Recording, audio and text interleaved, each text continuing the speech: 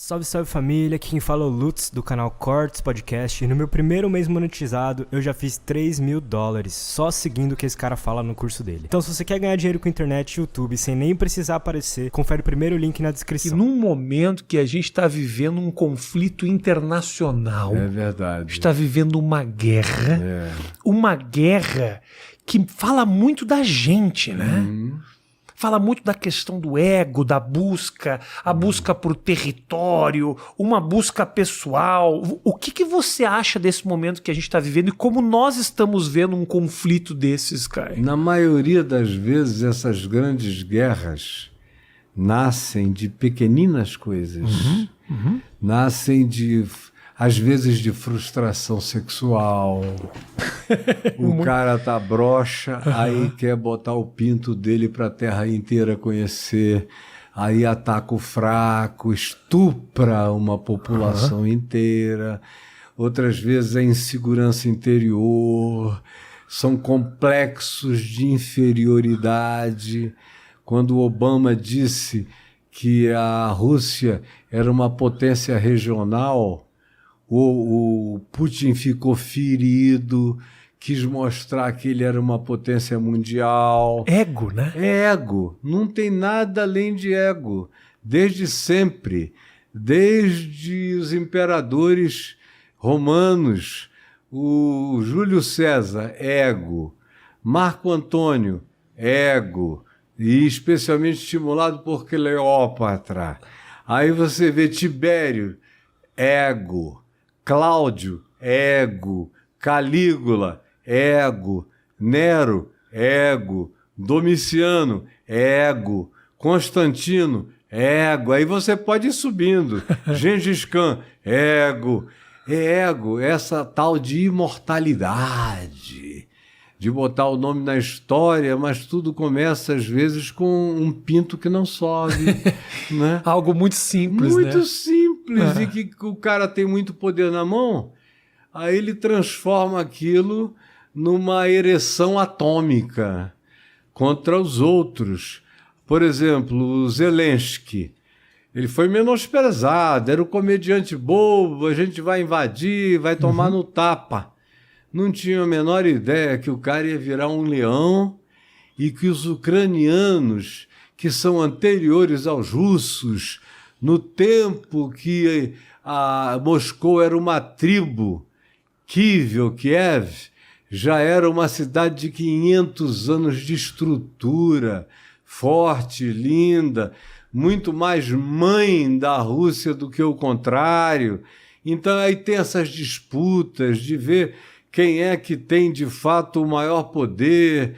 E o Zelensky surpreendeu esse pessoal todo, porque o cara disse, olha, você vai entrar aqui, eu não tenho nada, coquetel Molotov, mas eu tenho uma população que não vai se entregar. E o que está acontecendo é que a Rússia está bombardeando todos os prédios numa covardia extraordinária em maternidades, hospitais, casas de velho, de asilo, mas está perdendo a guerra no mano a mano. É muito louco ver como, né, Caio, um cara como esse, o Putin, consegue manipular toda uma população com uma certa facilidade, assim. Isso acontece da informação, né? A importância da informação, no caso desse, que faz com que a população acredite em mentiras que têm um interesse gigantesco por trás. A história vem contando isso, né? E os poucos que ficam sabendo que estão indo às ruas, já tem milhares de presos. Aquilo ali é uma ditadura, uma autocracia perversissima, pior até do que a do comunismo, porque pelo menos tinha uma divisão de poder no Politburo.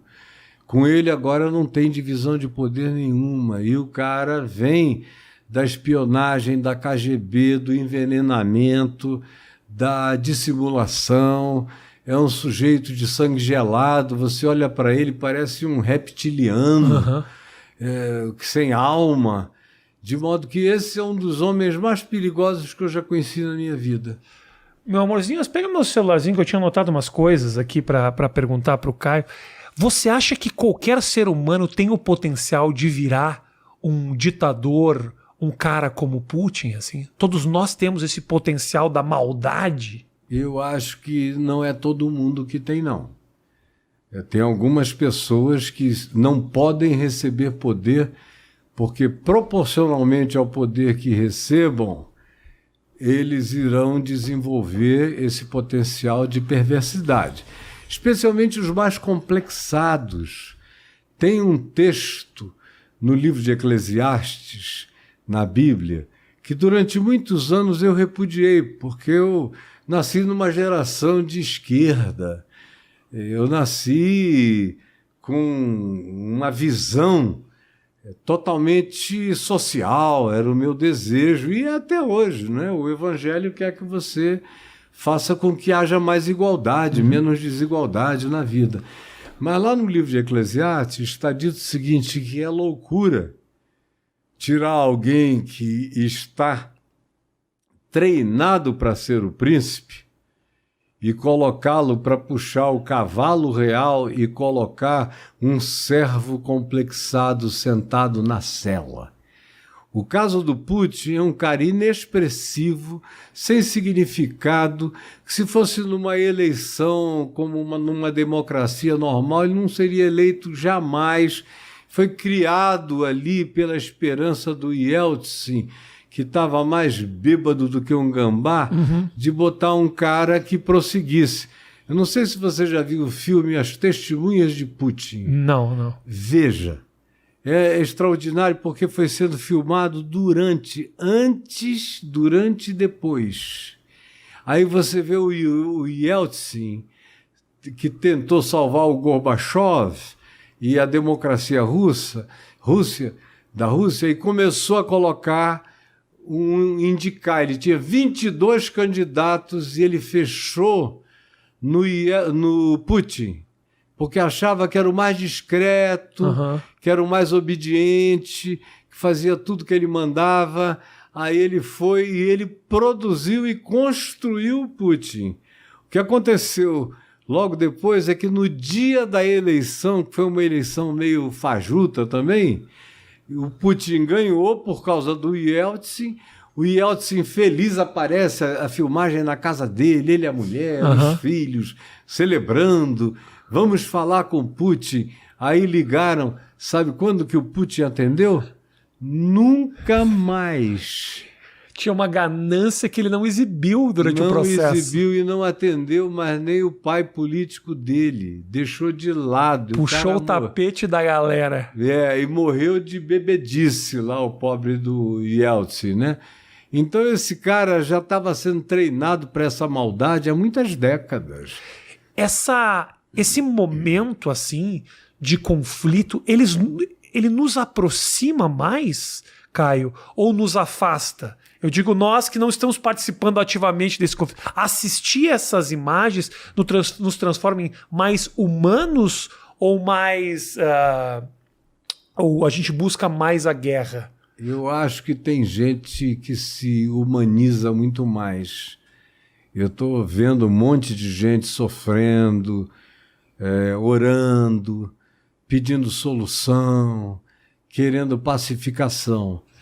Estranhamente, ao mesmo tempo, mais ou menos equivalente aos mesmos que no Brasil tomam posições idênticas e que têm uma certa irmandade, mais do que ideológica, eu diria que é uma irmandade espiritual, de atitude, tomando atitudes de propensão beligerante do lado do atacante.